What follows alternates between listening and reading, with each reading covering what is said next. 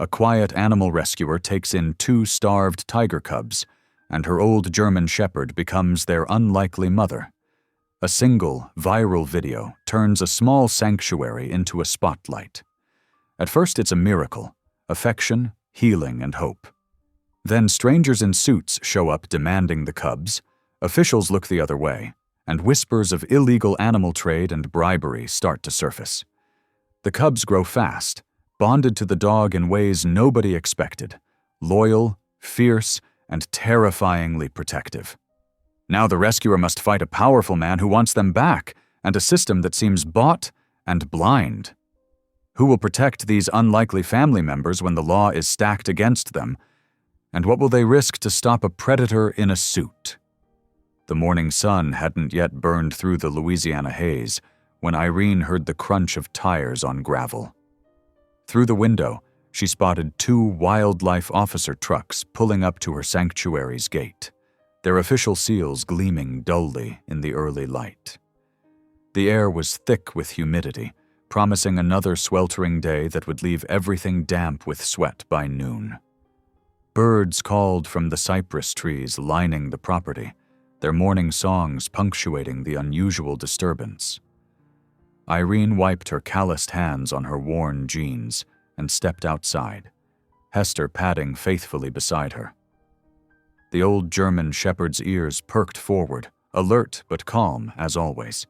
Her graying muzzle twitched slightly, scenting the unfamiliar visitors, while her steady gait betrayed none of the stiffness from her old injury.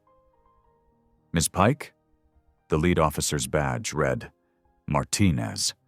Sweat already beaded on his forehead despite the early hour. "We've got a situation. 2 Bengal tiger cubs seized from an illegal breeding operation. Need emergency placement." His eyes held a mixture of urgency and apology, clearly uncomfortable with the burden he was about to place on her shoulders. Irene's heart sank, a hollow feeling spreading through her chest. "Tigers? I'm not equipped for—" She gestured at her modest sanctuary, with its patchwork of kennels and rescued farm animals. The mismatched fencing, the converted barn with its peeling paint, the small duck pond she'd dug herself last summer. "We barely make ends meet with domestic cases. I don't have proper enclosures, specialized feed." Her voice trailed off as she mentally calculated the impossible costs. Officer Martinez nodded grimly, wiping his brow with his sleeve. "We know, but every other facility in 3 states is full. The state-approved sanctuaries are packed to capacity with similar cases. These cubs—" He walked to the truck and opened the back, the hinges creaking in protest. 2 tiny faces peered out from a transport cage, their striped fur matted and dull, lacking the vibrant orange and black that healthy tigers displayed. They couldn't have been more than 3 months old, far too small for their age. Their eyes, wide with fear, darted around frantically before settling on Irene and Hester. One cub pressed against the bars, letting out a pitiful mewl that made Irene's chest tight, the sound somewhere between a kitten's cry and something altogether wilder. "They were kept in a basement," Martinez said quietly, his voice dropping as if sharing a shameful secret. "Concrete floor, little light, barely enough room to move. Seized them from Sterling Hawks's place last night. Raid was supposed to be about exotic birds, but officers found these 2 hidden behind a false wall." Irene's breath caught, a chill running through her despite the humid air. Everyone in Louisiana knew that name. Old money, huge political donor, supposedly a philanthropist whose foundation sponsored half the wildlife conservation galas in the state. His face was on billboards and charity brochures. Sterling Hawks had illegal tigers, the Sterling Hawks, among other things, but that's an ongoing investigation. Martinez's face hardened, lines deepening around his mouth. "Between you and me, we've suspected for years, but couldn't get close. Someone finally talked. Right now, these cubs need help. They're undernourished, stressed, haven't found what they were being fed, but it wasn't right. Vet thinks they've never seen sunlight until today. Before Irene could respond, Hester moved forward with deliberate purpose, her nails clicking softly on the packed dirt. The old shepherd approached the cage with slow, deliberate steps, her head low but confident. The cubs, who had been cowering in the back corner, suddenly went still, their frantic movements ceasing as if a switch had been flipped. Hester sat down right in front of them, her graying muzzle level with theirs, her scar-marked hind leg tucked carefully beneath her. Then something extraordinary happened. The larger cub, the one who had muled, Irene would later name Lark, reached a tiny paw through the bars. The paw, with its soft pads and retracted claws, seemed impossibly small for a creature that would one day become an apex predator. Hester gently touched her nose to it, a gesture so tender it seemed to transcend species. The cub's tense posture melted, ears relaxing forward, and a soft rumble that wasn't quite a purr filled the air. "Well, I'll be damned," Martinez whispered, the professional detachment in his voice giving way to genuine wonder. The second cub, smaller and more hesitant, crept forward to join its sibling, both of them now pressing close to Hester, as if drawn by some invisible force. The old dog remained perfectly steady, her brown eyes soft but watchful, radiating a calm that seemed to wash over the frightened cubs like a gentle tide. She blinked slowly, a universal sign of trust among animals, and the cubs mirrored her, their eyelids drooping slightly. Irene felt tears prick her eyes, a lump forming in her throat that made it difficult to swallow. In 15 years of rescue work, through all the abused dogs and abandoned farm animals, she'd never seen anything like it. Something primal and true was happening before her, something that defied explanation.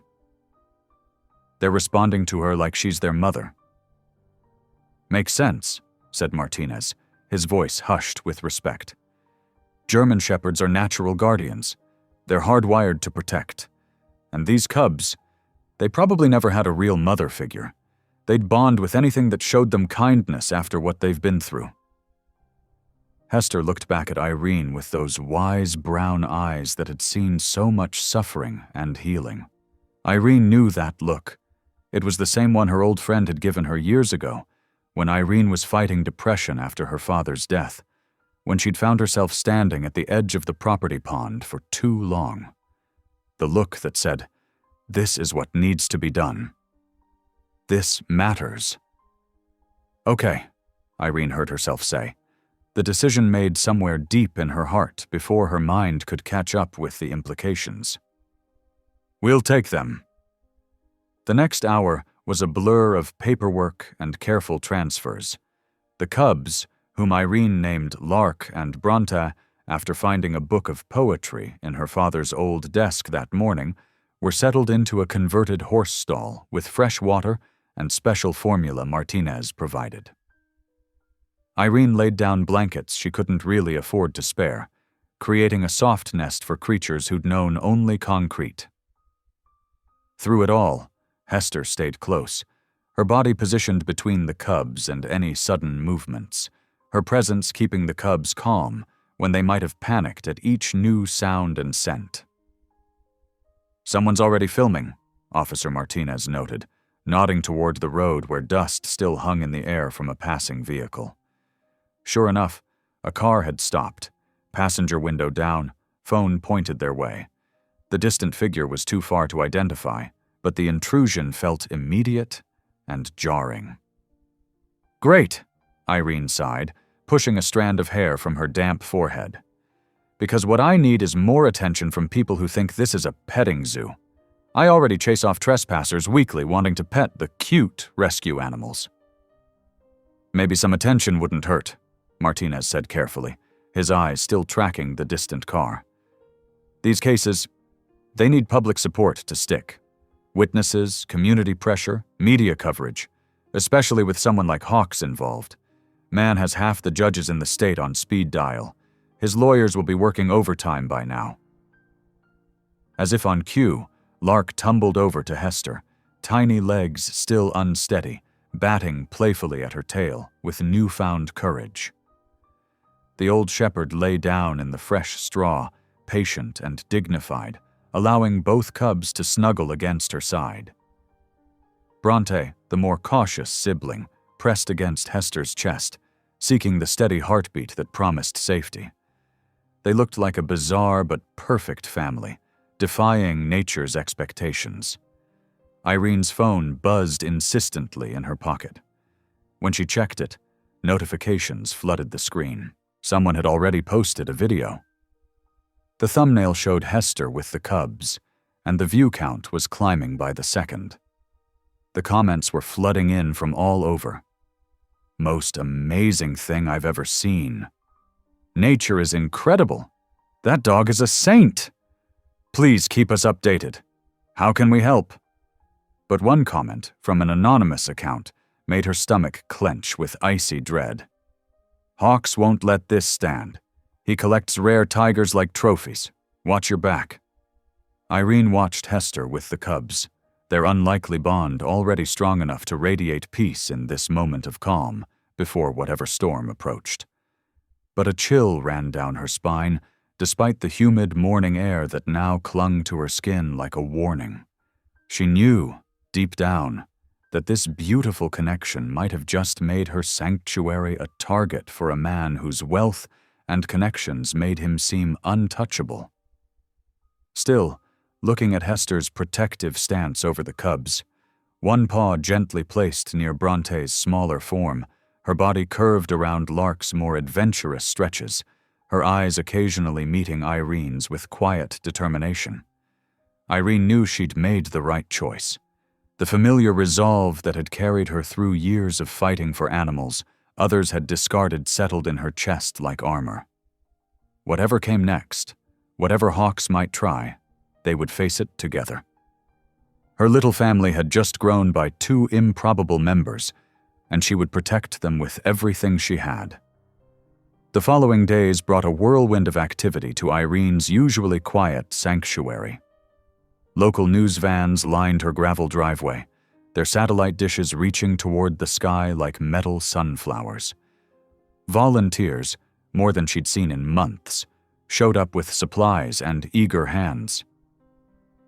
"Look at this," Sarah, her most reliable volunteer, said while scrolling through social media. "The video of Hester and the cubs has over 2 million views." She held up her phone, showing Irene the countless heart emojis and supportive comments flooding the post. Irene barely had time to look. She was too busy preparing formula for Lark and Bronte, who needed feeding every 4 hours. The cubs had gained weight steadily, their fur beginning to show a healthy shine. Hester rarely left their side, except for quick bathroom breaks. "We got another donation," called Marcus from the office computer. The college student had been helping manage their suddenly active social media accounts. $500 from someone in California. Irene allowed herself a small smile. The extra funds meant better food for all their animals, maybe even repairs to the aging fence around the deer enclosure.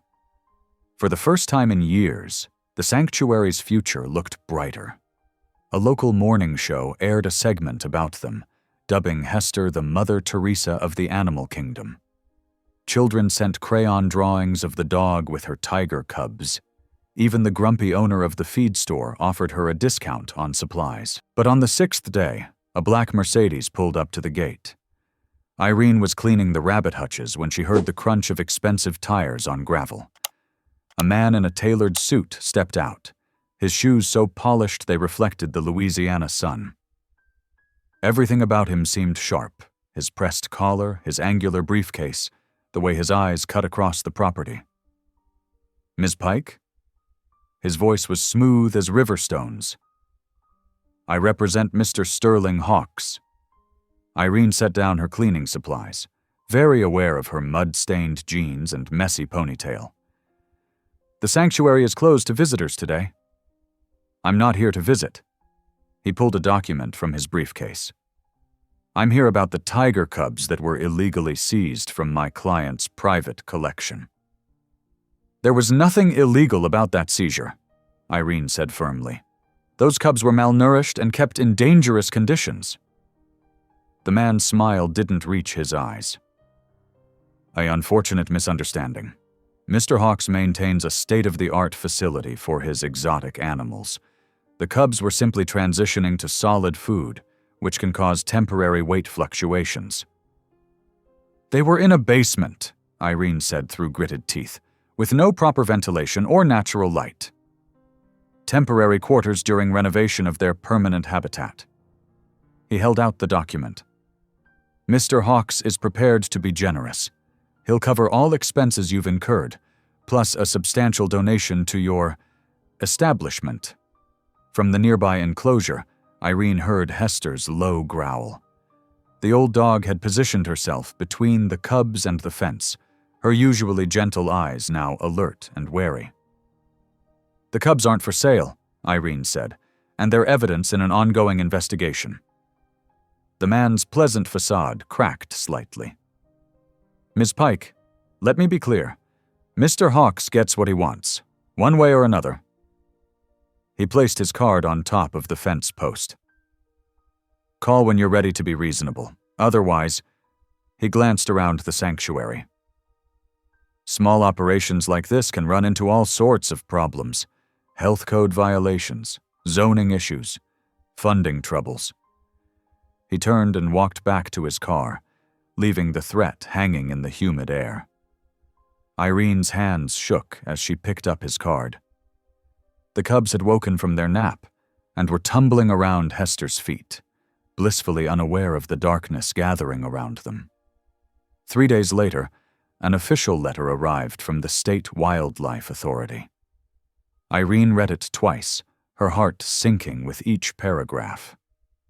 Hawks claimed the cubs were legally purchased from a licensed breeder. He had documentation, probably forged, but convincingly so. He was demanding their immediate return. "We can't let this happen," Sarah said when Irene showed her the letter. "Those cubs were abused. Everyone saw the condition they were in." "Hawks has connections," Marcus added grimly, looking up from his research. "He donated $500,000 to the governor's campaign last year." Irene watched through the window as Hester guided the cubs through their afternoon exercise routine. Lark, the more adventurous one, was learning to climb the special platforms they'd built. Bronte preferred to stay close to Hester, mimicking the old dog's dignified walk. "We'll fight this," Irene said, but her voice wavered. The sanctuary's entire annual budget wouldn't cover a week of legal fees against someone like Hawks. More letters arrived, each one more official than the last. Hawks had hired a team of lawyers who cited regulations and precedents Irene had never heard of. They questioned the sanctuary's permits, the legality of the initial seizure, even Irene's qualifications to care for exotic animals. The media attention shifted. Stories began appearing about Hawks's revolutionary private zoo and his contributions to conservation. The comments on the sanctuary's posts turned hostile. "Who does she think she is, stealing someone's pets? Give them back to their rightful owner." Irene felt the walls closing in. She'd spent her life fighting for animals others had discarded, but she'd never faced an opponent with this much power. This wasn't just about 2 cubs anymore. It was about whether money and influence could override what was right. The final blow came on a Tuesday morning. A court order, delivered by the same wildlife officers who had brought her the cubs. They had no choice, they said. The judge had ruled in Hawks's favor. Irene watched, helpless, as Lark and Bronte were loaded into a transport vehicle. Hester howled, a sound of pure grief that echoed across the sanctuary. The cubs cried out in response, reaching their paws through the cage bars toward the only mother they'd known. The morning after the lawyer's visit brought no relief. Irene watched through her kitchen window as a black SUV wound its way up the sanctuary's gravel drive, kicking up clouds of dust in the thick, humid air. 2 men in meticulously pressed uniforms emerged, badges glinting harshly in the unforgiving sunlight.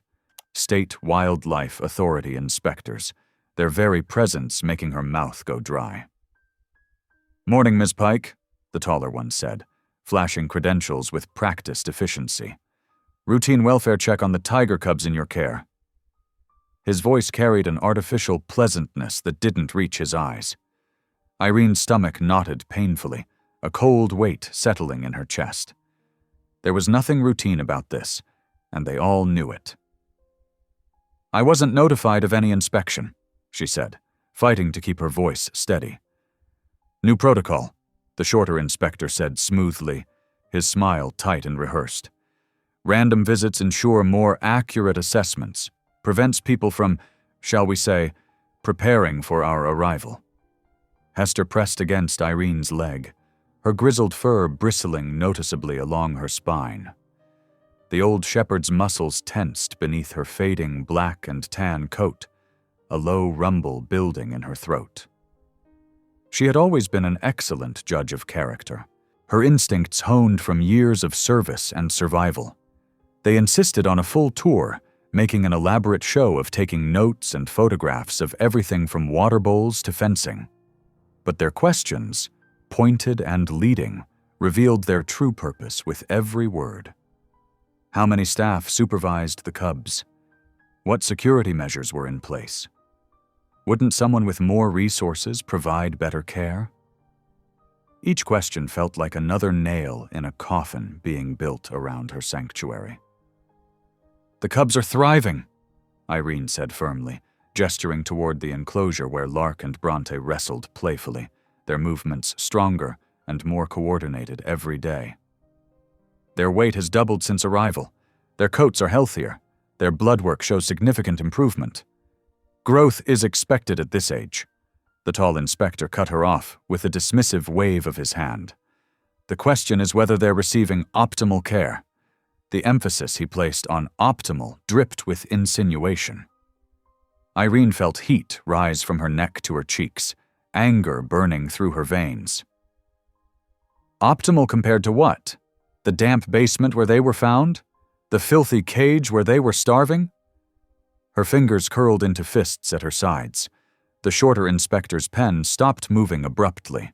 He looked up, eyes cold as river stones. "Careful, Ms. Pike. Unfounded accusations against respected community members could be problematic for someone in your position." The threat hung in the air between them, unspoken but unmistakable.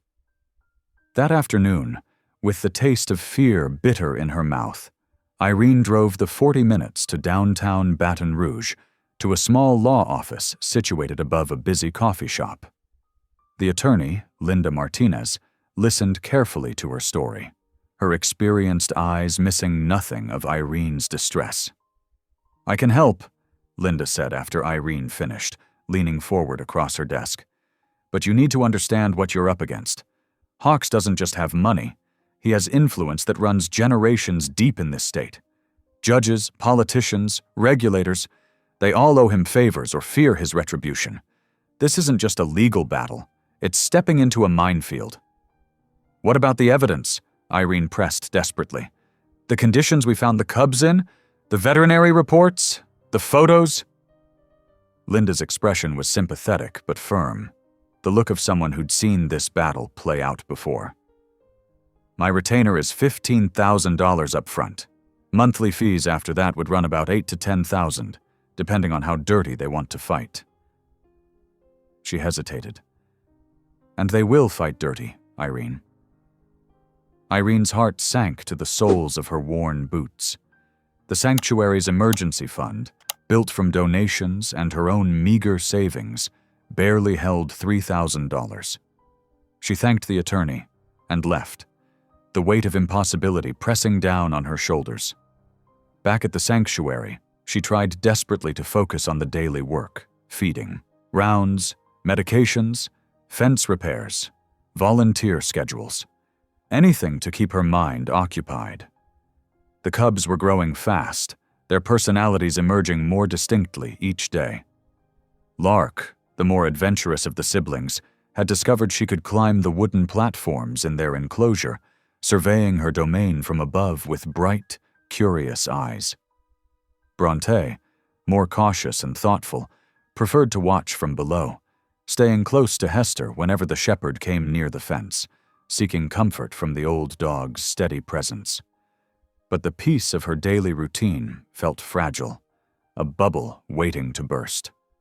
Twice that week, Irene spotted unfamiliar vehicles parked along the woods at the property's edge, dark sedans with tinted windows that had no business on the rural back road. When she approached, they drove away without confrontation, leaving only tire tracks in the soft shoulder. Late one evening, while doing final checks on all the animals, she heard branches crack sharply in the forest behind the tiger enclosure. Hester's head snapped up instantly, ears forward, body rigid with alertness. The beam of Irene's flashlight caught movement through the trees.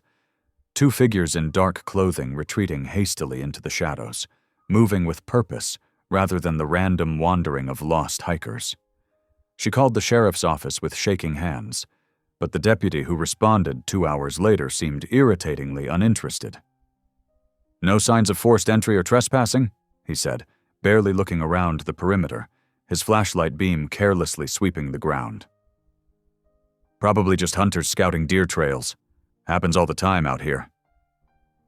The next morning, after a night of fitful sleep with Hester standing guard at her bedroom door, she found distinct boot prints by the fence line, too close to the tiger's enclosure to be coincidental, too deliberate to be innocent. Sarah, her most dedicated volunteer, noticed Irene's darkening circles and brought strong coffee in a thermos during her morning shift. "You need to rest," she said, genuine concern creasing her forehead as she watched Irene's hands tremble slightly while checking medication doses. "You're no good to them exhausted. To any of the animals." "I can't," Irene admitted, the confession spilling out before she could stop it. "Every time I close my eyes, I imagine someone breaking in, taking them, hurting them to get back at me." The fear that had been building for days crashed over her like a wave. "Then let us help," Sarah insisted, gripping Irene's arm. "We can organize overnight volunteers, set up a rotation. My brother works in security. He can help us set up cameras, motion sensors. There are people who care, Irene." A sharp, urgent bark from Hester interrupted them. The shepherd stood rigid on the path, her scarred hind leg momentarily forgotten as she stared intently at the tree line, hackles raised. Through the branches, Irene glimpsed a man in a dark jacket, watching the Aunt's sanctuary through binoculars. When she blinked, squinting against the morning sun, he was gone, leaving only swaying branches in his wake. That night, alone in her small house with only Hester for company, Irene researched security systems she couldn't possibly afford and legal precedents she barely understood, her laptop's glow illuminating her exhausted features in the darkness. Hester lay vigilant at her feet, refusing to sleep until Irene did, the old dog's loyalty a warm anchor in the sea of uncertainty. The cubs sensed the tension permeating the sanctuary. They grew increasingly clingy, crying plaintively when Irene moved out of sight, pacing their enclosure when unfamiliar vehicles approached. Only Hester could truly calm them, lying beside their enclosure while they pressed against the fence, seeking comfort from their unlikely surrogate mother, finding solace in her steady presence when the world seemed full of threats. "We're not giving up," Irene whispered to them through the fence one evening, reaching her fingers through to feel Bronte's rough tongue. "I promise you that." But in the growing darkness, with owls calling ominously from distant trees, her words felt hollow against the vastness of what they faced. Hawks's influence seemed to reach everywhere, like lengthening shadows stretching across her sanctuary, waiting patiently to swallow everything she'd built. When another official letter arrived the following morning, this one demanding updated documentation of her permits, licenses, and financial records within 5 business days, Irene recognized the pattern emerging with crystal clarity. They weren't just trying to take the cubs. They were systematically trying to break her spirit first, to make her surrender voluntarily. The isolation, the constant pressure, the subtle threats, it was all carefully orchestrated to make her feel powerless and alone. But watching Hester with the cubs that evening, the old dog lying protectively by their enclosure while they slept, her watchful eyes never leaving the tree line, Irene felt her resolve hardening into something unbreakable. The old shepherd, with her battle scars and unwavering devotion, had never backed down from protecting what she loved. Not once in all the years Irene had known her.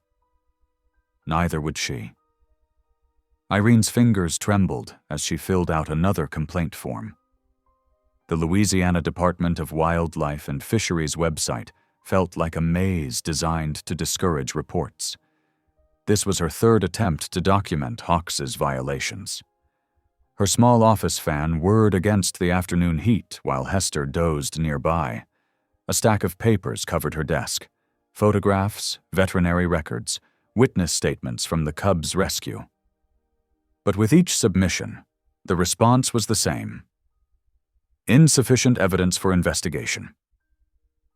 There has to be more, she muttered, opening another browser tab. She typed Sterling Hawks violations into the search bar.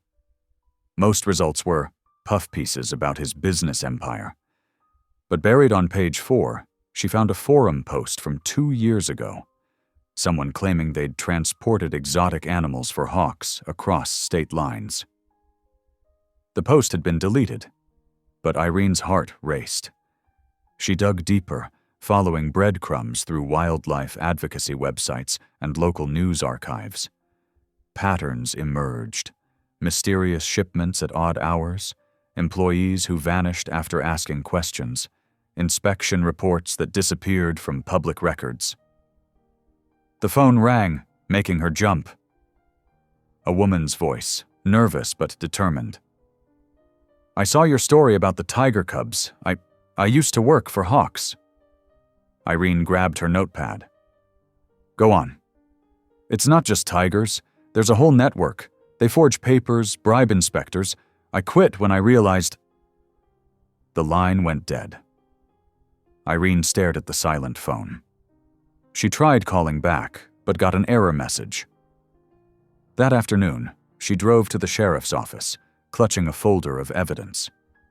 The front desk deputy started to give her the usual brush-off, but a tall figure emerged from a back office. "I'll handle this, Tom." Sheriff Caleb Monroe's voice was quiet but carried authority. He gestured to his office.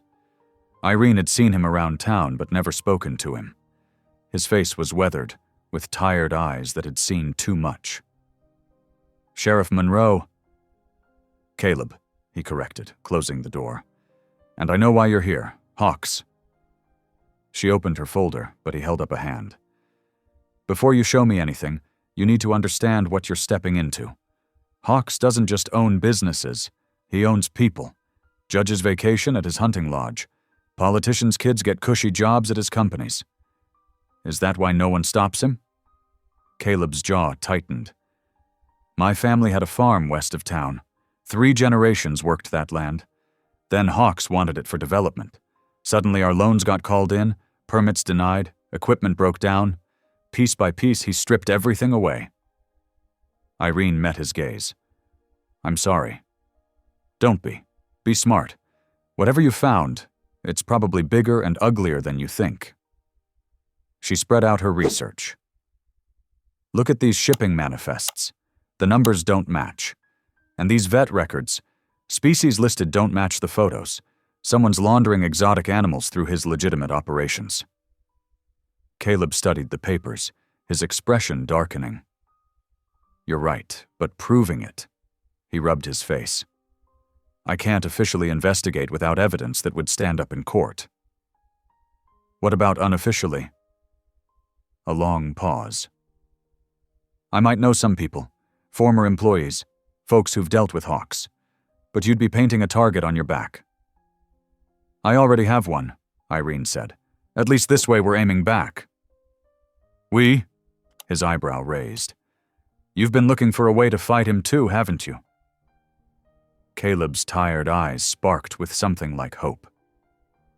Maybe I have, but this stays between us. I'll make some calls, see what shakes loose. Meanwhile, document everything. Photos, videos, names, dates. Build the case brick by brick. What about the cubs?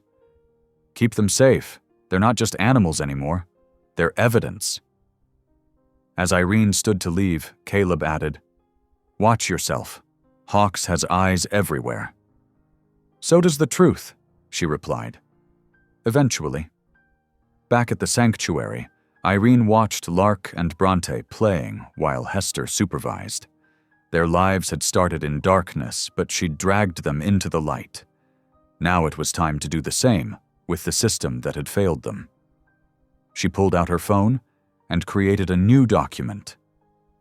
Hawks Investigation, Day 1. The words glowed in the gathering dusk, a digital marker of her transformation from passive guardian to active resistance. A week after her meeting with Caleb, Irene's pickup truck bounced down a gravel road toward a small veterinary clinic on the outskirts of town. The morning sun cast long shadows through the cypress trees, and humidity already hung thick in the air.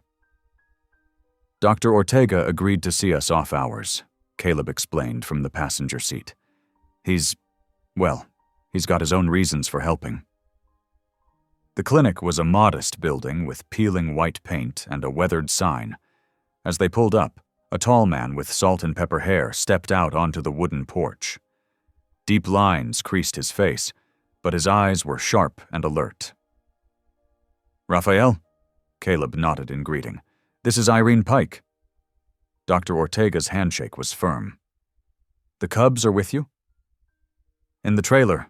Irene gestured behind her truck where Hester sat guard by the transport cage containing Lark and Bronte. And this is Hester. She's their adopted mother. Raphael's eyebrows rose as he watched Hester calmly direct the cubs with subtle head movements and soft whines. The tigers, now the size of large dogs, followed her lead without hesitation. Extraordinary, he murmured. I've never seen anything like it. Inside the clinic, Raphael's professional demeanor cracked slightly as he examined the cubs. His hands trembled when he checked their teeth. I recognize these markings, he said quietly.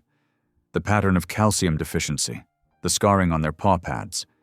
I treated cubs like this before, at Hawks's compound. Irene touched his arm gently. You worked for him? Raphael nodded, his jaw tight. 3 years. He said they were all legal rescues. I wanted to believe him, but then I saw the shipping containers, heard the noises at night. He swallowed hard. When I started asking questions, things got uncomfortable. I left. Should have done more, but I was scared. You're doing something now, Caleb reminded him. Raphael straightened up, professional mask back in place. The cubs are underweight but improving.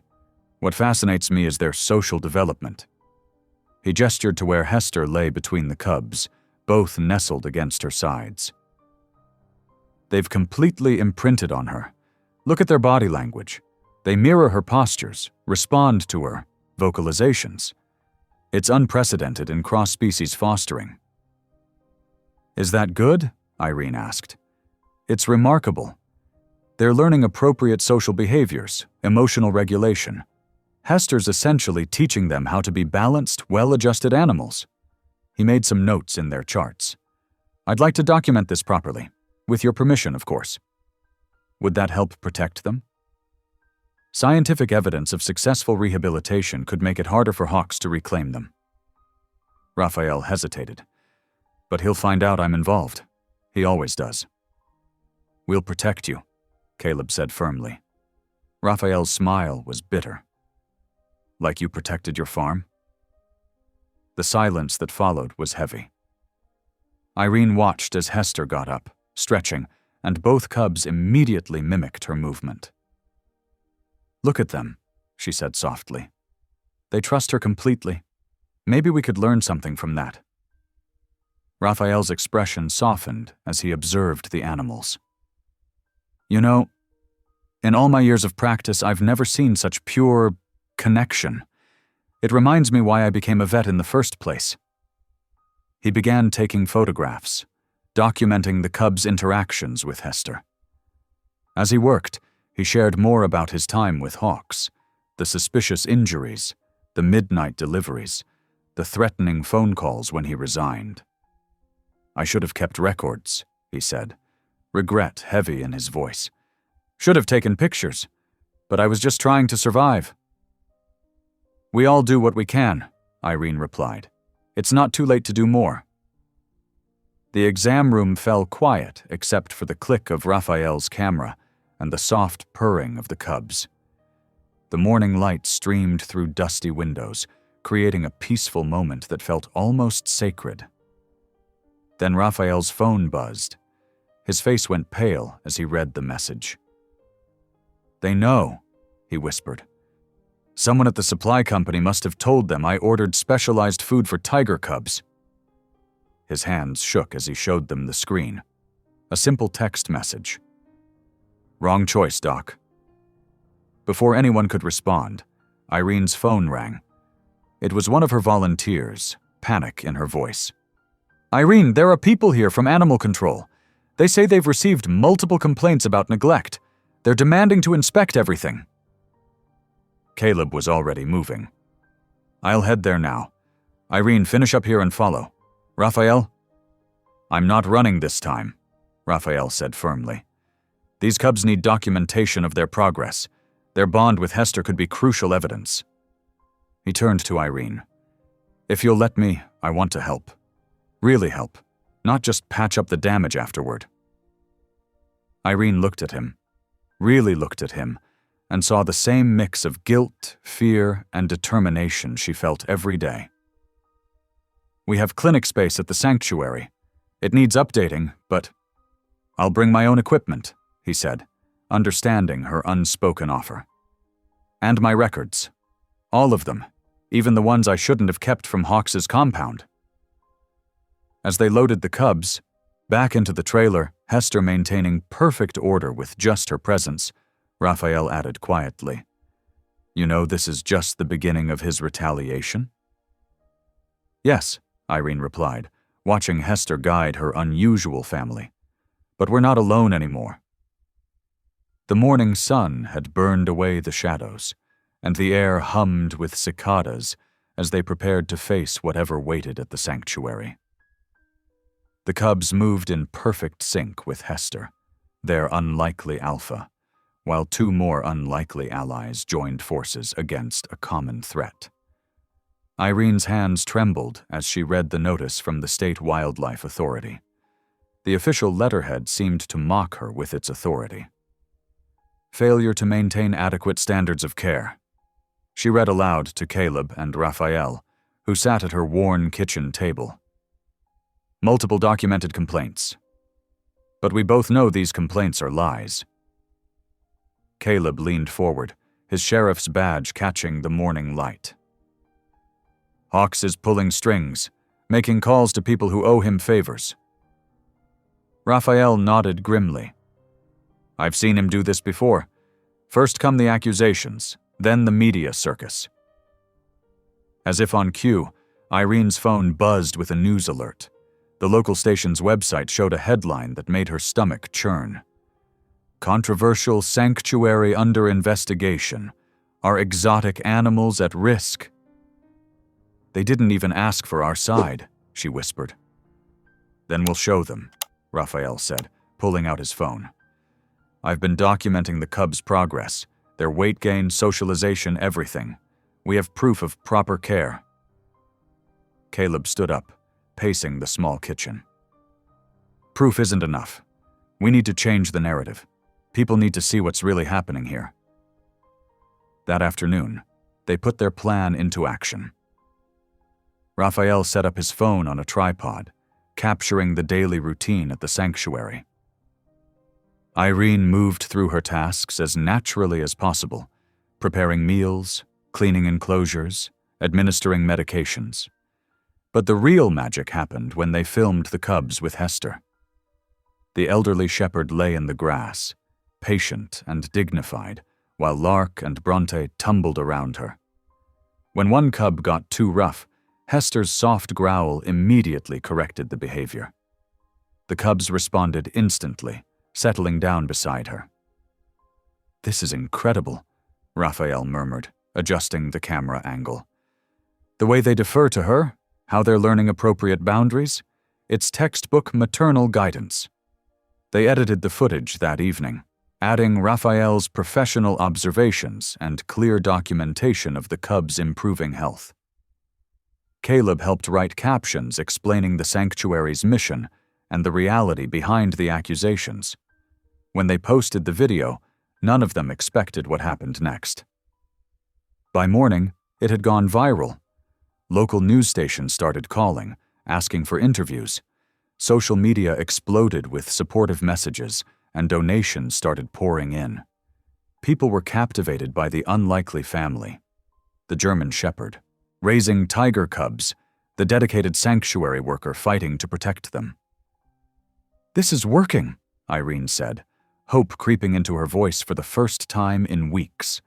"People are finally seeing the truth." But the victory was short-lived. New articles appeared, questioning Irene's motives. Anonymous sources claimed she was exploiting the animals for fame and profit.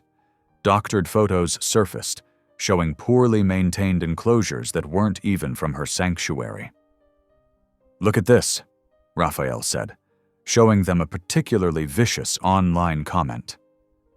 "They're saying I lost my license years ago, that I'm not qualified to treat exotic animals. They're trying to discredit everyone associated with the sanctuary." Irene felt the weight of it all pressing down on her. She walked the property that evening, checking on her animals as the sun set. Hester padded beside her, alert as always. The shepherd suddenly stopped, nose twitching, and stared intently at a tree near the property line. Irene might have missed it if Hester hadn't drawn her attention. A small black device mounted high in the branches, its lens glinting in the fading light. Her blood ran cold. "Caleb," she called out, her voice shaking. "You need to see this." The sheriff arrived quickly, face grim as he spotted the surveillance camera. They found 3 more before darkness fell completely. "He's watching us," Irene said, sitting heavily on her porch steps. "All this time he's been watching everything we do." Caleb carefully bagged the cameras as evidence. "This is good news, actually. He's desperate enough to break the law. We can use this." Raphael joined them, his veterinary kit in hand after finishing the cubs' evening checkup. But it proves how far his reach extends, how much power he has. Inside, they could hear Hester's gentle rumble as she settled the cubs for the night. The sound somehow made Irene feel both more vulnerable and more determined. "We keep filming," she said firmly. "We keep showing the truth. If he's watching us, let him see exactly how we care for these animals. Let him see what real protection looks like." Caleb nodded slowly. "But we need to be careful. Document everything. Keep multiple copies of our evidence in secure locations." "I'll reach out to some colleagues," Raphael added. "Other vets who've dealt with Hawks' facilities. Maybe they're ready to speak up too." As they talked strategy, Irene watched through the window as Hester guided the cubs through their bedtime routine. The shepherd's quiet strength had never failed her charges, animal or human. Maybe, Irene thought, they could all learn something from that unwavering dedication to doing what was right, no matter the cost. The surveillance cameras were a violation, a threat meant to intimidate, but they had revealed something crucial about their opponent. Hawks was worried enough to resort to illegal tactics. In trying to watch them, he had exposed his own desperation. A sharp bark from Hester jolted Irene awake. The shepherd stood rigid by her bedroom door, hackles raised. Something was wrong. Then she heard it, the crunch of tires on gravel, engine cut too soon. No headlights. Her heart hammered as she reached for her phone, fingers trembling as she dialed Caleb's number. "Someone's here," she whispered when he answered. "Multiple vehicles." "On my way, 5 minutes. Stay inside, keep the lights off." Irene crept to the window, Hester pressed against her leg. Dark figures moved across the sanctuary grounds, their shapes barely visible in the moonlight. The metallic click of bolt cutters made her stomach lurch. They were heading for the Cubs enclosure. Without thinking, Irene grabbed her keys and the heavy flashlight from her nightstand. "Come," she whispered to Hester, and they slipped out the back door. The night air was thick with humidity, cricket songs suddenly silent. Irene could hear male voices now, rough whispers and the scrape of tools against metal. She counted at least 4 men. A loud crack split the darkness. They'd broken through the first gate. Lark and Bronte began making distressed sounds, sensing the danger. Irene's hands shook as she fumbled with her phone, recording video as proof. The beam of a flashlight swept the ground, and she ducked behind a storage shed. Hester remained perfectly still beside her, watching. Red and blue lights suddenly flooded the property as Caleb's patrol car roared up the drive. "Police! Stand where you are!" Instead of freezing, the men scattered. One fired a shot into the air, the sound deafening in the quiet night. Chaos erupted. More gunfire, this time aimed at Caleb, who dove behind his car door. The men were using the confusion to force their way into the Cubs enclosure. "No!" Irene shouted, running forward. A figure swung toward her, weapon raised. What happened next seemed to unfold in slow motion. Lark and Bronte, no longer confused cubs but powerful young tigers, burst through the partially opened gate. But they didn't attack wildly. They moved with precise, controlled purpose, placing themselves between Irene and the armed men. Their muscles rippled as they stood their ground, not attacking but clearly ready to defend. These weren't savage beasts. They were protecting their family. Hester darted forward, taking up position between the Cubs and the intruders. Her bark was deep and commanding, a sound Irene had never heard before. The old shepherd, scarred and battle-worn, showed no fear as she faced down armed men. The raiders hesitated, their plan clearly not accounting for this level of coordinated resistance from the animals. One man raised his gun again. "I wouldn't," Caleb's voice rang out, steady and cold. He had flanked around during the confusion, his own weapon trained on the group. "Drop it, now!" The night erupted with sirens as more patrol cars arrived, called by Caleb when Irene first phoned. The intruders, realizing they were surrounded, finally surrendered. Irene sank to her knees, shaking. Immediately, Lark and Bronte pressed against her, their huge bodies gentle now, rumbling with protective purrs. Hester maintained her guard position, watching the officers lead the men away. "You okay?" Caleb asked, kneeling beside her. His face was tight with concern. "They tried to steal them," Irene managed, her voice cracking. "They brought guns to steal animals." "We got them," Caleb assured her. "And we got evidence. Their vehicles are registered to shell companies linked to Hawks. This is the break we needed." Raphael arrived minutes later, having been called by Caleb. He quickly checked the Cubs for any injuries, marveling at their continued protective behavior. "This is remarkable," he said, watching as Lark carefully nuzzled Irene's shoulder while Bronte stayed vigilant. They weren't acting on predatory instinct. They were defending their family unit. The bond they've formed here, with you and Hester, it's unprecedented. Hester finally relaxed her guard stance and moved to check on her cubs, sniffing them thoroughly. The tigers immediately responded to her inspection, lowering their heads respectfully. As the adrenaline faded, Irene realized what this meant.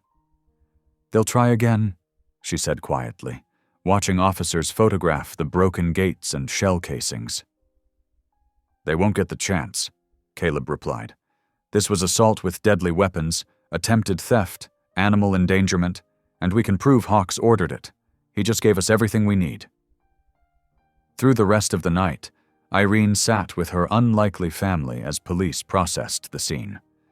Hester remained close to her cubs, while Lark and Bronte took turns patrolling their territory, now fully aware of their role as protectors. Their actions had proven what Irene had known all along. These weren't just wild animals to be bought and sold. They were intelligent, loyal beings capable of deep bonds and moral choices. They had chosen to defend, not attack, to protect, not destroy. When dawn finally broke, Irene watched her tigers follow Hester back to their enclosure, their movements synchronized and sure. They had survived the night not through violence, but through the strength of their connection to each other. The sanctuary was damaged, peace shattered, but something powerful had been revealed. In choosing to protect rather than attack, Lark and Bronte had demonstrated exactly why they needed to stay right where they were, with the family that loved them. The shaky phone footage showed everything: muzzle flashes in the dark, the tiger's protective stance, Hester's unwavering courage. Within hours of the attack, the video spread across social media like wildfire. 2 million views already, Raphael said, showing Irene his phone screen.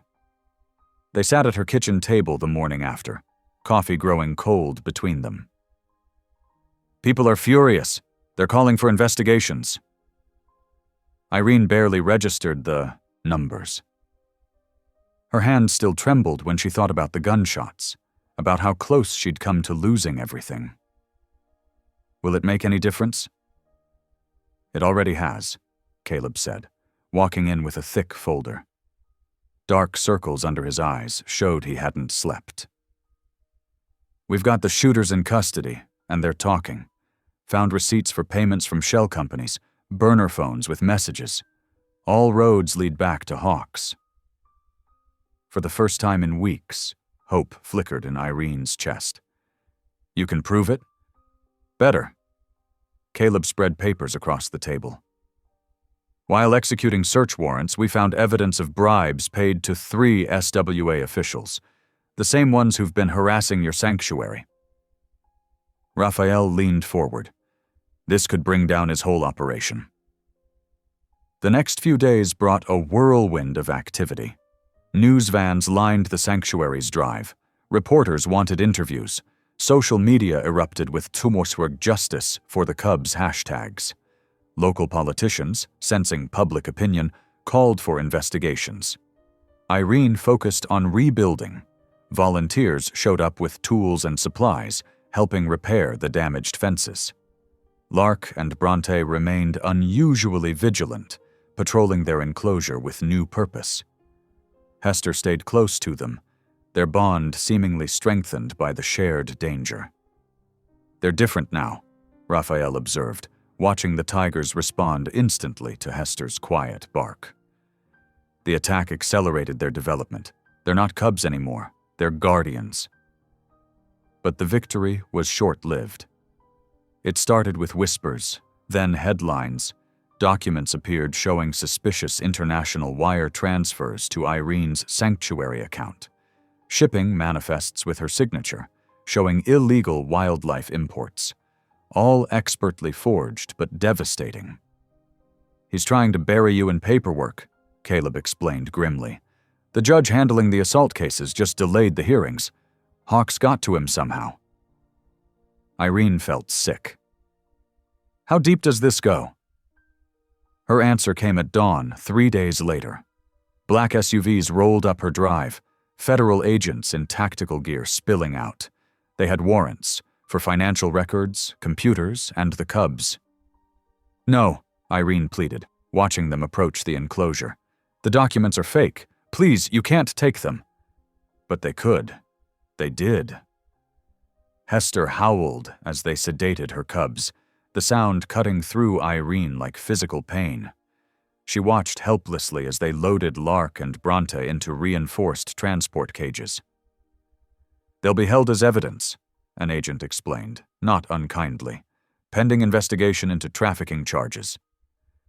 Raphael held Irene back as the vehicles pulled away, Hester straining against her leash, barking desperately after her vanished family. The sanctuary felt suddenly, horribly empty.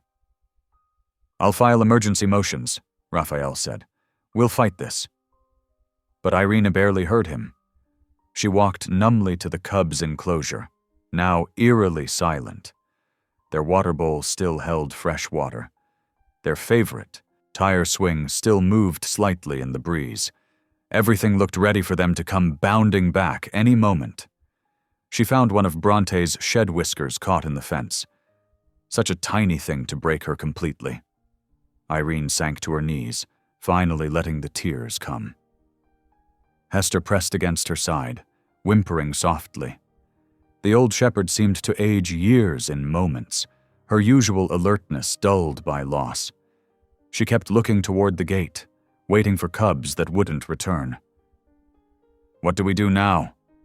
Irene asked the empty air. Caleb knelt beside her, his voice tight with fury and guilt. "We keep fighting.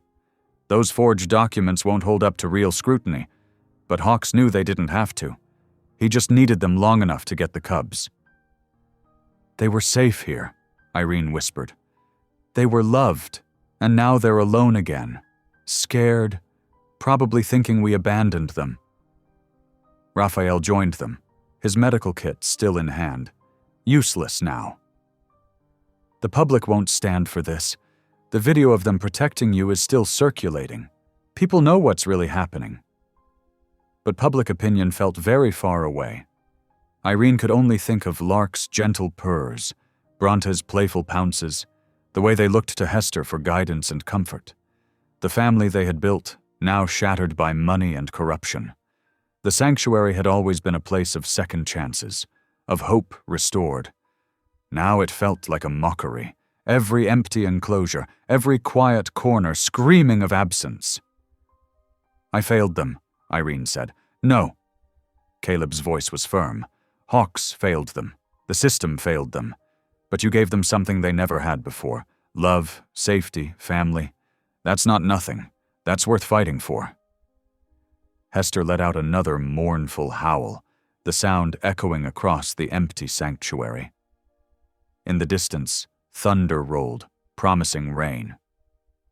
Irene stayed on her knees in the dirt, holding that single whisker, feeling the weight of powerlessness crush every spark of hope she had left. 3 days after losing the cubs, Irene could barely function. The sanctuary's routines felt hollow. Feeding times were quiet, the usual cheerful chaos replaced by heavy silence. Even the other animals seemed to sense the wrongness, picking at their food and watching the empty tiger enclosure. She found herself in their barn office, mechanically sorting through paperwork. Her hands trembled as she came across photos of Lark and Bronte playing with Hester. The old shepherd hadn't left her side since that morning, as if afraid Irene might disappear too. The phone rang. She almost didn't answer. "Irene!" Raphael's voice crackled with urgency. "I need you to come to my clinic, now." "I can't. Trust me, this is important." Something in his tone made her move. 20 minutes later, she pulled into the clinic's parking lot, Hester in the passenger seat. Raphael ushered them inside, checking no one followed. In his office, papers covered every surface. At the center lay an old leather-bound book, its pages yellow with age. "Remember when I told you I worked for Hawks?" Raphael's hands shook slightly as he opened the ledger. "I kept some records, just in case. Found this buried in storage." Caleb stood in the corner, arms crossed, expression grim. "Show her." Raphael pointed to neat columns of dates and numbers. "These are shipping manifests, illegal wildlife transfers through shell companies. But look at the signatures." Irene squinted at the faded ink. One name appeared repeatedly: Judge Martin Connor. The same judge who delayed Hawks's case, Caleb explained. He wasn't just bribed. He's been part of this for years, signing off on illegal shipments, laundering money through fake wildlife permits. Irene's mind cleared for the first time in days. This connects everything. There's more. Raphael flipped pages. Dates, locations, bank accounts, everything needed to prove systematic corruption. Hawks didn't just traffic animals, he built an empire on it, and he bought protection from people like Connor to keep it running. Hester pressed against Irene's leg, whining softly. The sound sparked something in her chest. Not quite hope, but its fiercer cousin. Determination. "Can we verify this?" she asked. Caleb nodded. "Already started. These account numbers match transfers we traced to Connor. It's real, Irene. This is what we needed." "But we have to move carefully," Raphael warned.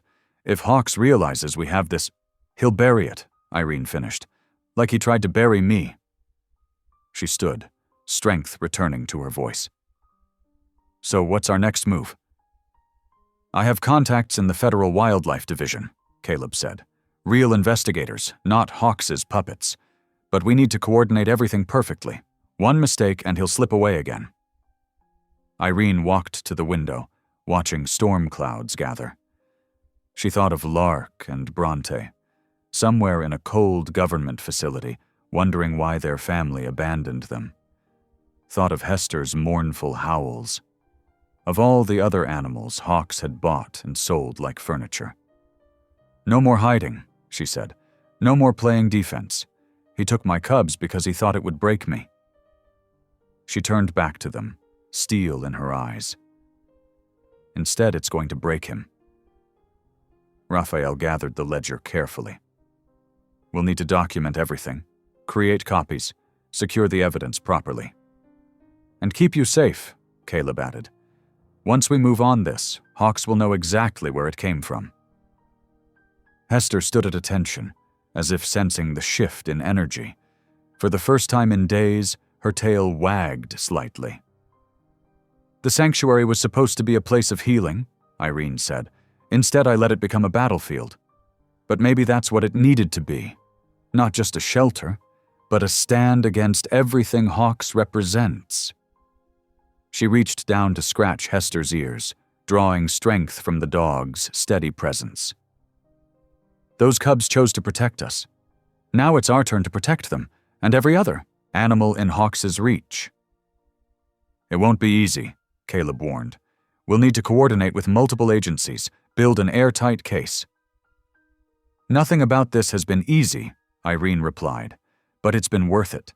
Every moment, every fight, every setback. Worth it for them." Raphael began organizing the papers, his movements precise. "We should start tonight. The longer we wait, the more risk." "Then let's begin," Irene said, her voice steady. The despair of the past days burned away, replaced by clear purpose. She had lost battles before, but this time she had something Hawks didn't.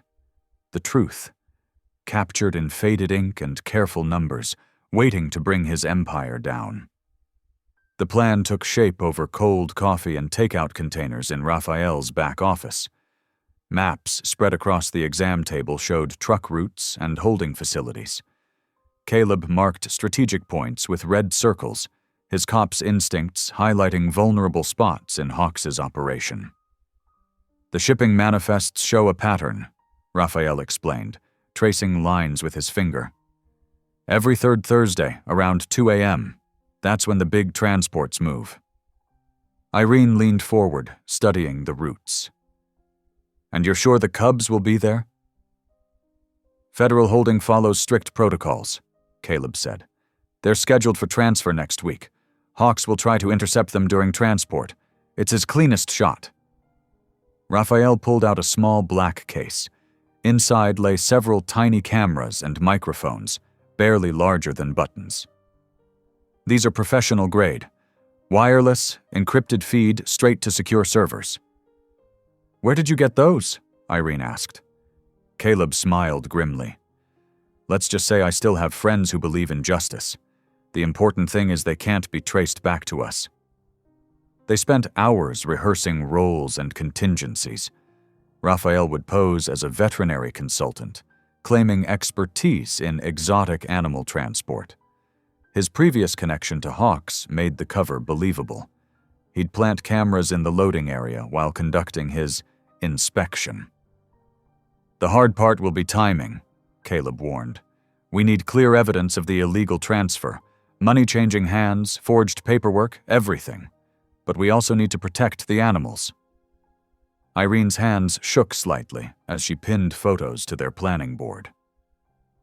Surveillance shots showed armed guards at Hawks's facilities, men with cold eyes and trigger fingers.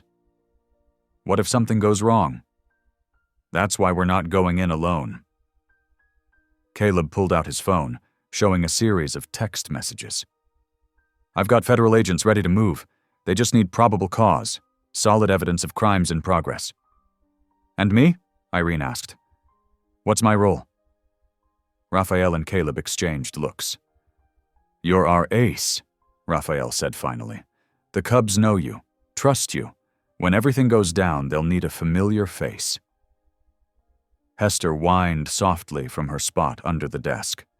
Irene knelt beside her, drawing strength from the dog's steady presence. "I'm not leaving without them this time." They worked through scenarios until dawn painted the sky gray. Raphael created detailed floor plans of the transfer facility. Caleb coordinated with his federal contacts, establishing secure communication channels. Irene memorized every detail, knowing lives depended on perfect execution. Later that day, she stood in the sanctuary's empty tiger enclosure. The Cubs' toys still lay scattered: a rubber ball, a frayed rope, memories of happier days. Fear churned in her stomach, but something stronger burned alongside it. Determination, yes, but also a deep, quiet rage at the system that had failed so many animals. "We're really doing this," she said to Hester, who sat watching her with wise, patient eyes. "Walking straight into his trap to spring our own." Raphael appeared at the fence, his face serious. "Last chance to back out. No one would blame you." Irene shook her head. "That's what Hawks counts on. Good people backing down because the fight's too hard." She turned to face him. "I'm done backing down." They spent the next days in careful preparation. Caleb tested the surveillance equipment, ensuring crystal-clear audio and video feeds. Raphael refreshed his knowledge of exotic animal protocols, building his cover story detail by detail. Irene studied transport procedures until she could recite them in her sleep. The night before the operation, they gathered at Raphael's clinic one last time. The air felt heavy with possibility and danger. Caleb handed out burner phones, then destroyed their regular ones to prevent tracking. "Once this starts, there's no going back," he warned. "Hawks will know exactly who hit him. Are we sure?" Raphael nodded first. "I watched him abuse animals for years. Told myself I couldn't fight it. Not anymore."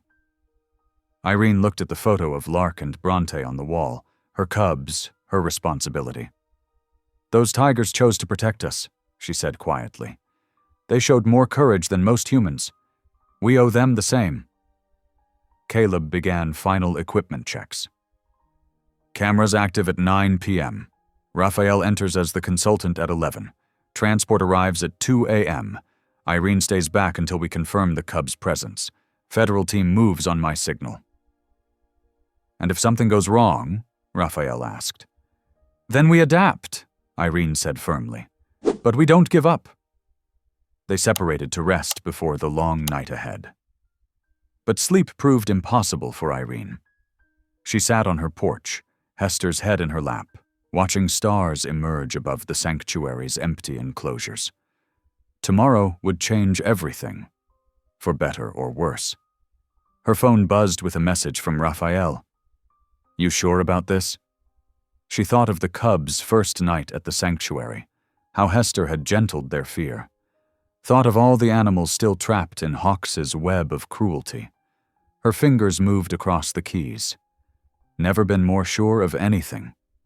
As midnight approached, she drove toward the rendezvous point, Hester beside her in the passenger seat.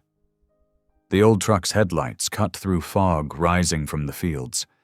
Fear still fluttered in her chest, but it felt different now, more like anticipation than dread.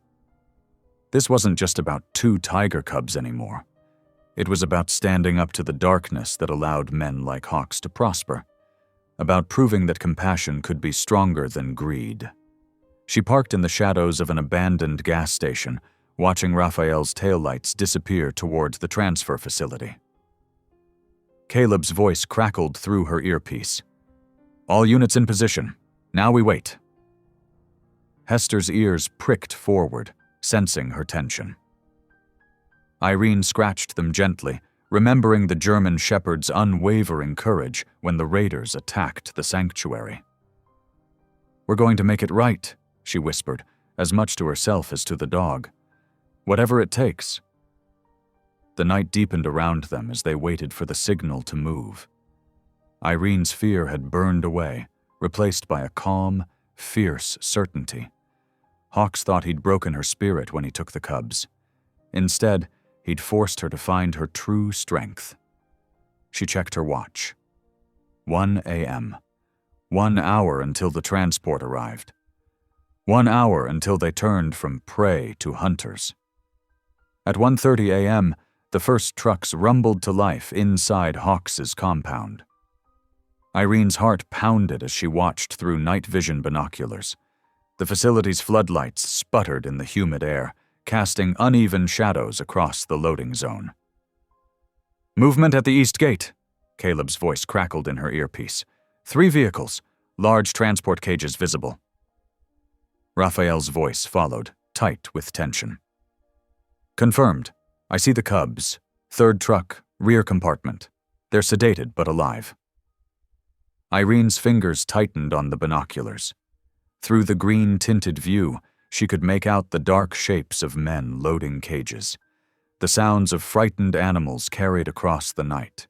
Whimpers, growls, the rattle of metal bars. "Federal team in position," Caleb reported. "Waiting for the convoy to clear the gate. Stand by."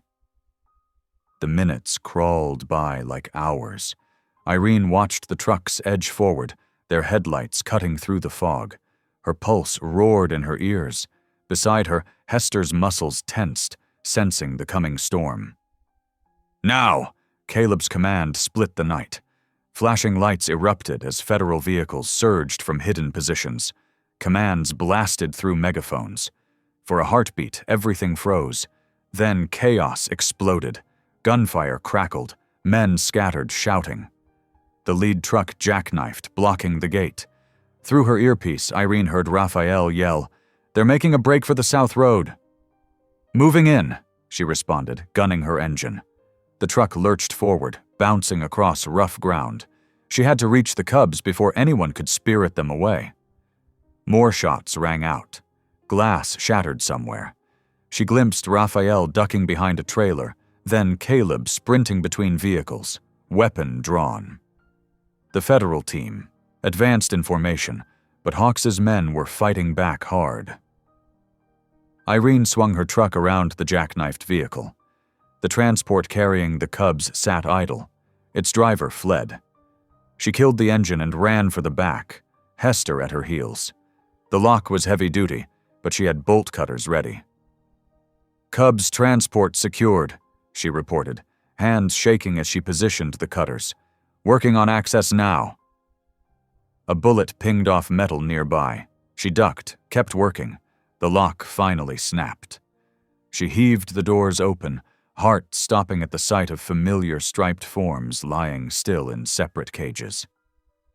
"Lark! Bronte!" Her voice cracked with desperation. "Wake up, babies, please wake up." Hester barked sharply, the sound that had always commanded the cubs' attention. Inside the cages, ears twitched.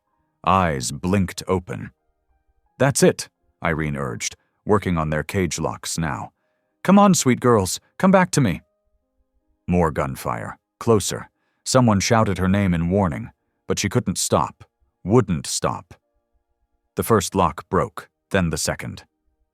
"Irene!" Caleb this time. "Hostiles approaching your position." She threw the cage doors wide. "Lark! Bronte! To me!" The cubs struggled to their feet, shaking off sedation. Recognition blazed in their eyes. They remembered her voice, Hester's bark, the love that had raised them. Their movements strengthened with every second. Running feet approached. A man's voice ordered, "Take her down!" But he never got the chance. The cubs exploded from their cages, not with wild aggression, but with precise, protective purpose. They flanked Irene, muscles rippling, every inch the apex predators they were. Hester stood with them, teeth bared. Hawks's men skidded to a halt. The sight of two adult tigers in defensive posture, backed by a snarling German shepherd, stripped away their bravado. They turned to run, but federal agents were already there, weapons raised. "Federal agents! On the ground, now!" The fight drained from the scene like water. Across the compound, agents secured suspects and evidence. Irene heard Raphael calling that he'd found documents, heard Caleb coordinating with tactical teams. But her world had narrowed to the feeling of Lark and Bronte pressing against her legs, their rumbling purrs of recognition. "I missed you so much," she whispered, dropping to her knees to wrap her arms around their thick necks. They nuzzled her gently, careful even in their joy. Hester wedged between them, tail wagging, completing their unlikely family circle. Caleb approached slowly, holstering his weapon. "Compound is secured. Hawks is in custody. We caught him trying to flee in a helicopter." He shook his head in amazement at the sight of the reunited family. "I've never seen anything like this. Those cubs, they knew exactly who needed protecting." "They're not just cubs anymore," Irene said softly, watching her tigers survey the scene with regal confidence. "They're proof that love is stronger than cruelty. Every time." The floodlights still flickered overhead, casting light and shadow across the aftermath of justice served. Federal agents documented evidence, led away suspects, began the long process of cataloging rescued animals.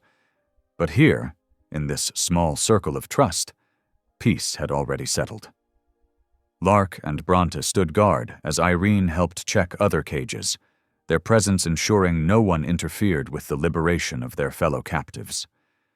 Their journey from frightened cubs to protective guardians was complete, and in their eyes shone the truth that had driven Irene from the start, that compassion, when defended with courage, could overcome any darkness. Dawn painted the sky in soft pinks and golds as news vans crowded the sanctuary's entrance. Irene watched from her porch, coffee growing cold in her hands, as Lark and Bronte lounged in the morning sun. Hester lay between them, ever watchful. Her phone buzzed again, another reporter seeking comment. The footage from last night's raid had exploded across social media. Amateur videos showed the tigers' protective stand, their calculated defense, rather than wild aggression. The image of two full-grown tigers flanking a small woman, moving with clear purpose and restraint, had captured the nation's imagination. Raphael appeared beside her, dark circles under his eyes betraying his sleepless night. "Have you seen the news? They're calling it the biggest wildlife trafficking bust in state history." "How many animals?" Irene asked softly. "Over 200 seized from his compound. Exotic birds, big cats, endangered species." He shook his head. "The federal agents found shipping manifestos going back years. The scale of it." Caleb's police cruiser pulled up, and he strode toward them with purpose. "Just got word from the feds. Hawks is singing like a canary to save his own skin. Named every corrupt official on his payroll." "The judge?" Irene asked. "Resigned an hour ago. FBI's got him too." Caleb smiled grimly. That ledger Raphael found? It was the skeleton key. Once they started pulling those threads, the whole web unraveled. Irene's phone buzzed again. This time it was a text from her mother with a link to a national news site. The headline read, "David versus Goliath, small sanctuary owner exposes criminal empire." "They're calling you a hero," Raphael said, reading over her shoulder. "I'm not," Irene replied firmly. "I just couldn't walk away from what was right." A commotion at the gate drew their attention. More reporters had arrived, cameras flashing. Lark and Bronte raised their heads, alert but calm. Hester gave a low, warning bark. "I'll handle them," Caleb offered, but Irene shook her head. "No, they need to understand what this was really about." She walked down to the gate, her unlikely family following, 2 tigers and a shepherd creating a protective triangle around her. The cameras clicked frantically. "Ms. Pike, how does it feel to bring down Sterling Hawks? Did you know the scope of his operation? What made you risk everything?" Irene raised her hand, and the question settled. This was never about bringing anyone down. It was about standing up for creatures who couldn't defend themselves, about choosing what's right over what's easy. She gestured to the tigers beside her. Lark and Bronte weren't just cases to be won. They were lives to be protected. Every animal in Hawks's compound was a victim of greed and indifference. If we'd looked away, we'd have been complicit. More questions erupted, but a familiar black SUV pulling up silenced them. The FBI's lead agent, Sarah Chen, emerged with a thick folder. "Ms. Pike," she called, approaching, "we have some updates you should hear."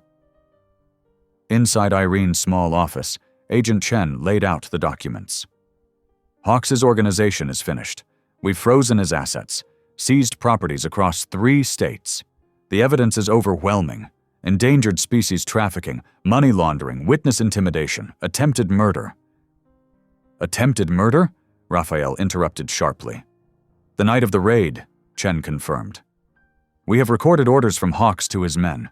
If they couldn't secure the tigers, they were supposed to eliminate Miss Pike and any witnesses." Irene felt Caleb stiffen beside her, but she remained calm. "That's why they came at me so hard." "Exactly. But he didn't count on your tigers' loyalty, or their training." Chen smiled slightly. "Our behavioral specialists are fascinated by their responses. They showed protective instincts without aggression, exactly like well-trained police canines." Through the window, they could see Hester still instructing her adopted cubs, maintaining the calm vigilance she'd taught them from the start. "The evidence is still coming in," Chen continued, "but conservative estimates suggest Hawks's operation moved over $50 million in illegal wildlife trade.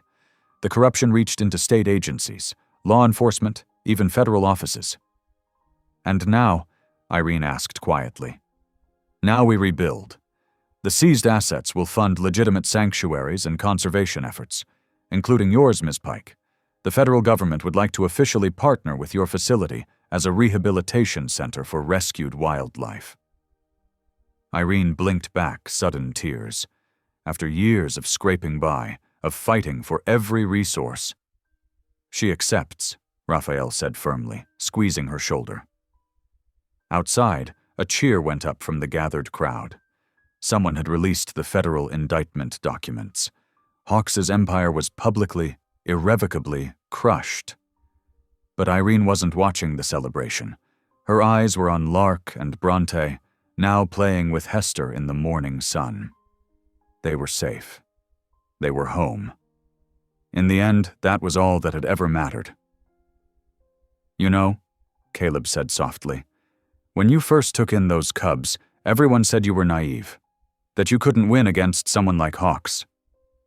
"We didn't just win," Raphael added. "We changed things, made people see what was happening in their own backyard." Irene nodded, watching her unlikely family, the loyal shepherd who had started it all, the tigers who had grown from frightened cubs into protective guardians, and the people who had stood beside her when all seemed lost. "Sometimes," she said quietly, Being naive enough to believe in what's right is the only way to make it real. The autumn breeze carried the scent of pine and fresh-cut grass across the new sanctuary grounds. Irene stood at the observation deck, watching the morning sun paint golden stripes across Lark and Bronte's expansive enclosure. The sight still took her breath away. 10 acres of natural habitat, complete with swimming pools, climbing structures, and dense vegetation that let the tigers feel truly wild. Coffee? Raphael's voice was soft behind her. He held out a steaming mug, and their fingers brushed as she took it. Thanks. She smiled, noticing how naturally he had settled into her early morning routine. They're playing in the new pool again. Sure enough, Lark had discovered that splashing her sister created impressive waves. Bronte retaliated with a paw swipe that sent water arcing through the air. Their playful roars echoed across the sanctuary. Remember when they were afraid of water? Raphael moved closer, his shoulder touching hers. Now look at them. They've come so far, Irene agreed. We all have. The new sanctuary sprawled across 50 acres of protected land, funded by seized assets from Hawks's criminal empire. Modern rehabilitation facilities housed dozens of rescued exotic animals. A state-of-the-art veterinary clinic, Raphael's domain, stood ready to heal the broken ones. But the heart of it all remained right here, where 2 tigers who had changed everything made their home. A familiar bark drew their attention. Hester ambled up the ramp, moving slower these days but still dignified. The elderly shepherd had her own special viewing area where she could safely watch over her adopted cubs. The moment she appeared, both tigers bounded to the fence, rumbling deep greeting purrs. Still the boss, Raphael chuckled, reaching down to scratch Hester's ears. You know, the research papers about their bonding behavior have revolutionized how we think about cross-species relationships. 3 universities want to study them. As long as they're not disturbed, Irene said firmly. The protective instinct hadn't faded, even with federal protection and round-the-clock security. Never. Raphael's hand found hers, squeezing gently. This is their sanctuary in every sense of the word. Speaking of which, he gestured towards the entrance, where a small tour group was gathering. Twice a week, the sanctuary hosted educational programs for at-risk youth. The kids came to learn about wildlife conservation, but they left understanding something deeper about courage and compassion. My turn to lead? Irene asked, already knowing the answer. The students always wanted to hear the story from her. They're especially excited today. One of them did a whole school project about Hester. Irene knelt beside the shepherd, who gazed at her with eternal patience. Ready to inspire some more hearts, old friend? Hester's tail wagged once, decisive. The tour group fell silent as Irene approached with Hester by her side. Young faces lit up at the sight of the famous dog who had mothered tigers. A small girl in the front raised her hand immediately. Is it true she wasn't scared of them even when they were babies? Hester's never been scared of anything, Irene replied, except seeing others in pain. That's what made her special. She knew those cubs needed love more than they needed fear. As if on cue, Lark and Bronte appeared at the closest viewing point, their massive heads level with the children's. Several kids gasped, but none showed fear.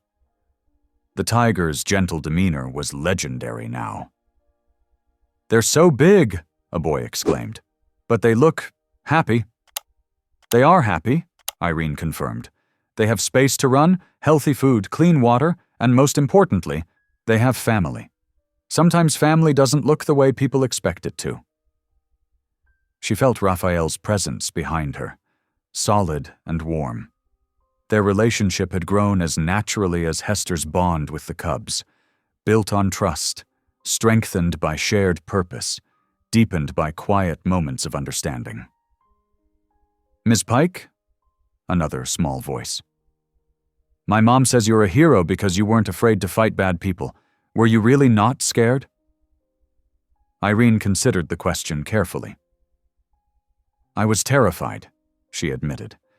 But being brave doesn't mean you're not scared. It means you do what's right even when you are scared. And you know what helps? Having people and animals who believe in you. She glanced at Raphael, remembering sleepless nights planning strategy, his steady hands treating injured wildlife, his unwavering faith when hers faltered. Then at Hester, who had shown her that love could bridge any divide. Finally, at Lark and Bronte, whose trust had made all things possible.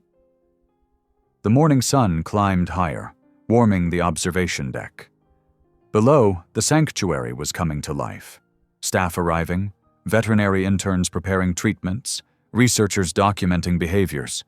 Everything she had dreamed of, made real through determination and sacrifice. What happens next? One of the kids asked.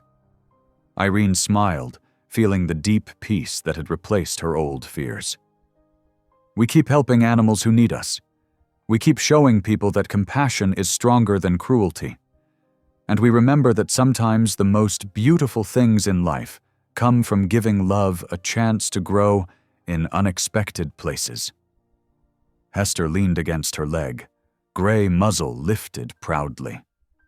In their enclosure, Lark and Bronte lounged in the sunlight, secure in their protected world.